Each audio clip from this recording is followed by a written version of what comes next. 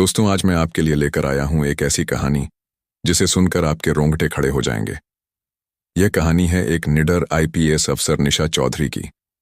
जब आईपीएस निशा चौधरी ने अपना चार्ज संभाला तो उनके सामने जो पहली ही फाइल आई, उसे देखकर उनकी रूह कांप गई। राजपुर के छोटे मोटे दुकानदार जो दिन रात मेहनत करके 2 पैसे कमाते थे, वे बहुत डरे हुए थे। वजह थी सब इंस्पेक्टर अर्जुन राणा की अवैध वसूली, जिसे हफ्ता कहा जाता था। एक रात निशा बहुत देर तक सोचती रही, अब बहुत हो गया, इस गंदगी को खत्म करना ही पड़ेगा जड़ से। उसी रात निशा ने अपना असली चेहरा छिपा लिया। उन्होंने एक साधारण सलवार सूट पहना, सिर पर दुपट्टा डाला जैसे कोई आम महिला हो।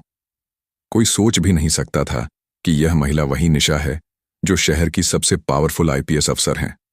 रात के लगभग 9 बजे निशा अपनी बुलेट बाइक से राजपुर की गलियों में निकली। हवा में एक अजीब सा सन्नाटा था, लेकिन साथ ही कुछ हलचल भी थी। हर मोड़ पर डर महसूस हो रहा था। कोई भी जोर से बात नहीं कर रहा था, मानो आवाजें भी डरी हुई हों। चलते चलते उन्हें एक छोटी सी चाय की दुकान दिखी। दुकान छोटी थी, पर जलती हुई डिबरी और उसमें उबलती चाय की खुशबू बता रही थी कि कोई अंदर है। निशा ने धीरे से पूछा, बाबा, इतनी रात को दुकान क्यों खोल रखी है?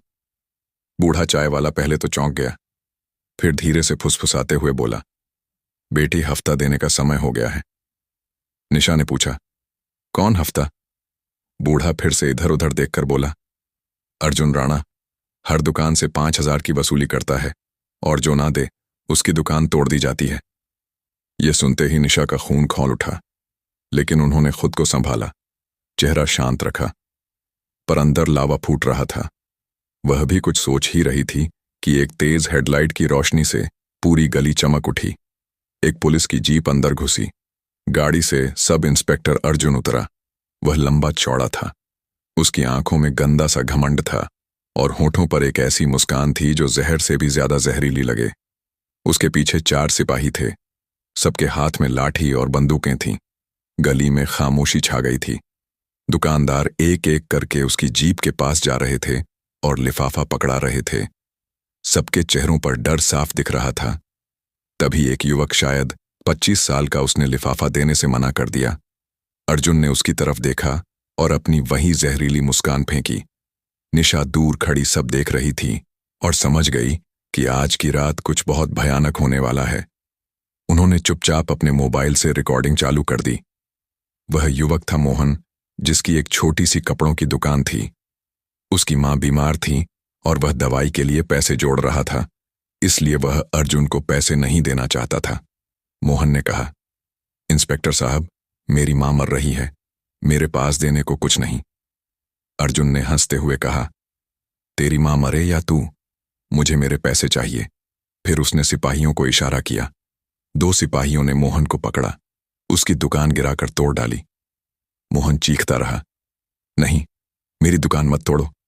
देखते ही देखते पूरी दुकान तहस नहस हो गई। मोहन की मेहनत पल भर में राख हो गई। अर्जुन ने उसके सामने नोटों का बंडल फेंका और बोला, अगली बार समझदारी से काम करना। निशा की आंखों में आंसू थे। उन्होंने वह सब कैमरे में कैद कर लिया। वह जानती थी कि इस शहर को अगर बचाना है तो अब मैदान में उतरना ही होगा। रात को निशा ने सबूतों के साथ अपने क्वार्टर में बैठकर एक योजना तैयार की।